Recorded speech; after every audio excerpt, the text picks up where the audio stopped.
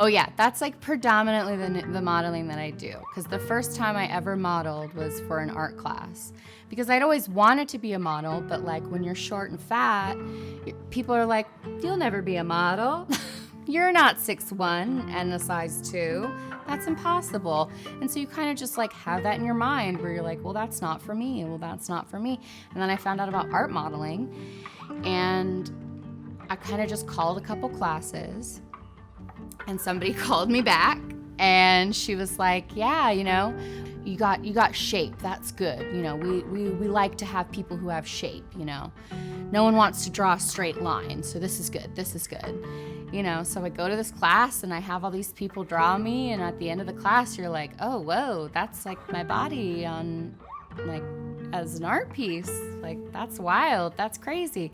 And so it kind of helped, that really helped shift my idea of like what being a model is, like what being a model can be. And so I just stuck with it. I was like, I love this. This is great. Like, this makes me feel good about myself. This makes me feel empowered about the body that I have, like in a way that nothing in this world ever has, because I live in a world that does not like fat people, that, you know, tells you you're worthless and that you should lose weight and get your flat tummy tea and get your summer body ready, and like all of these things that just pushes diet culture onto people so that they hate themselves, so they buy things they don't need when because their bodies are fine.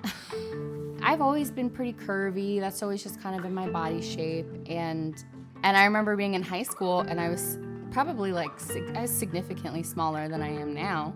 And I had a teacher tell me, because I did theater and choir when I was young, and I had my choir teacher tell me, he was like, well, you know, if you wanted to do opera, you're fine. But if you want to do Broadway, you'd need to lose weight. A grown man told me this when I was 17 years old in a room full of people. And that's not even the first time a man has told me something about my body to my face. Okay, so Margret, I love Margret. I love the movie Bye Bye Birdie. It's ridiculous and campy. I think most people, because I'm, you know, kind of have a musical theater background, I think most musical theater kids, they kind of go with Grease. That's like their classic. Everybody likes Grease. I don't like Grease. I don't like it at all, because it's basically a girl. I mean, they both kind of change themselves for each other, but like Sandra Dee, it's like, girl, you changed everything about your personality for a man. Like, girl, that's boring. But Kim McAfee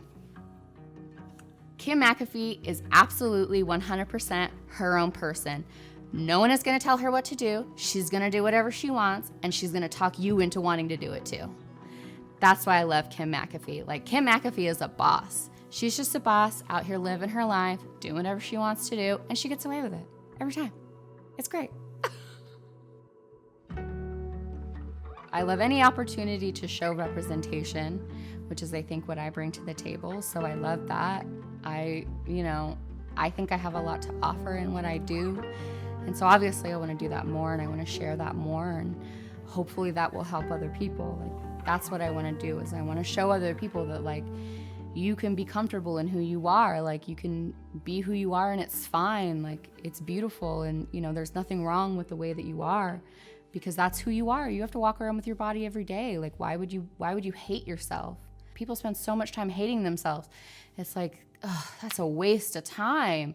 You could be out here Kim McAfee style, you know, kicking ass and taking names, and then wearing cute outfits. That's a way better plan.